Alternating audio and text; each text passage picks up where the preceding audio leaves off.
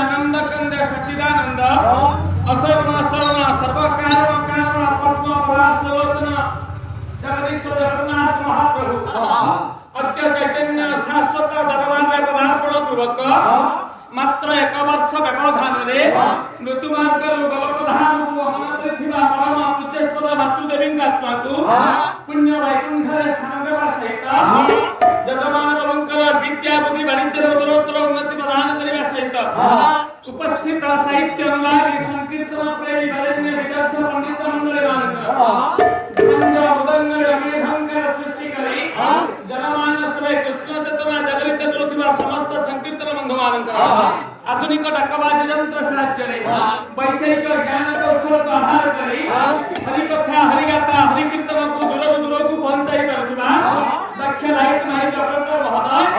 तथा निकट एवं दूर थाई मध्य ए हरि प्रेम कीर्तन को श्रवण करि पारुथिबा हमारा बुद्ध बरिता